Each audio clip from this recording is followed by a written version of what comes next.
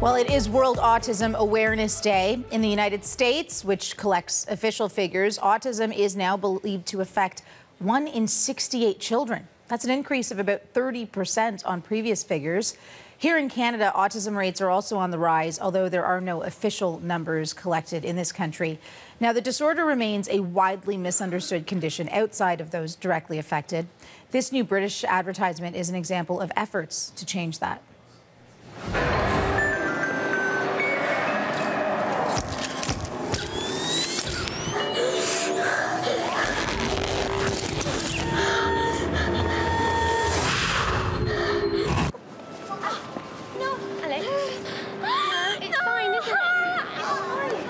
I'm not naughty, I'm autistic, and I just get too much information. Dr. Evdokia Anagnostou is one of Canada's leading researchers on autism and a senior scientist at the Autism Research Centre at Toronto's Holland Bloorview Kids Rehabilitation Hospital. And we have reached her in Athens. We've tracked you down as you're spending time with family. We appreciate you making time for us to speak about the issue on World Autism Awareness Day. Doctor, what would you say is behind the rise in autism?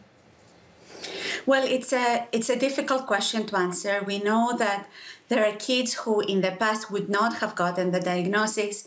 The learner in your school that you remember, the kid who was a little bit awkward, may get an autism diagnosis these days. But also we have to make sure that we are not missing any biological reasons why we diagnose more and more children with autism. So a lot of the research efforts are going into understanding how our genes and our environment interact so that we don't miss an obvious reason for why we're seeing more kids with ASD now. Okay, well, how far along are we in fully understanding this issue? We know that this is a biological disorder that affects mostly our brain, and it also affects our body. So kids who have an autism spectrum disorder or autism will have difficulties or differences in the way they think and they behave, but they also have differences in their body, things like immune differences, differences in the way they sleep, differences in the way their gut works.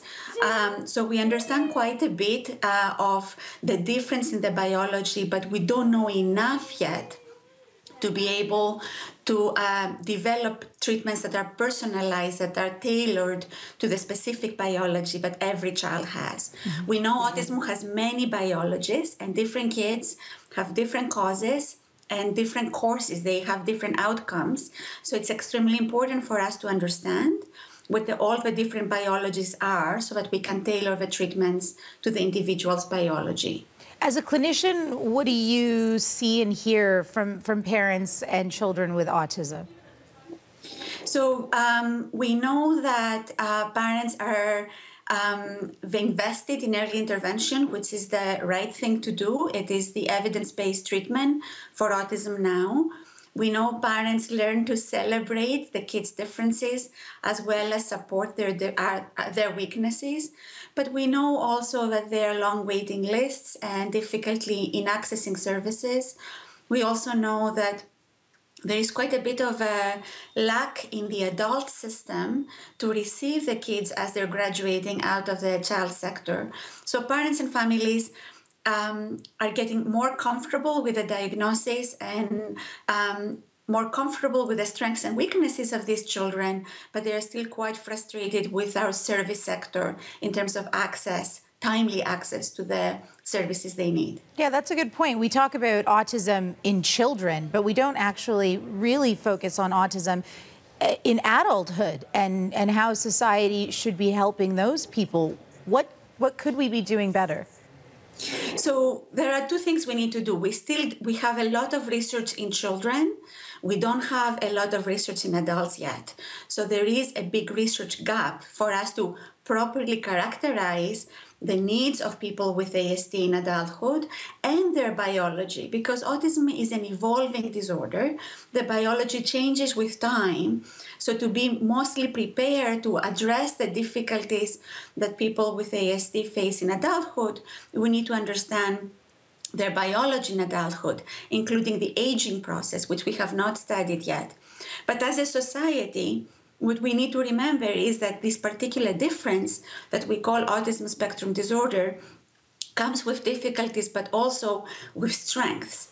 And as our young kids and our adolescents graduate out of the school system and enter adulthood, it is very important that we find ways of capitalizing on those strengths, of taking advantage of those strengths, so that we can facilitate for them independence and meaningful, productive lives. And again, we're early days in that. There are some interesting research initiatives that study this type of integration in the workforce and independent living situations, but we're early days. Okay, Doctor. Well, we appreciate you joining us today. Thank you so much for taking some time to speak with us today.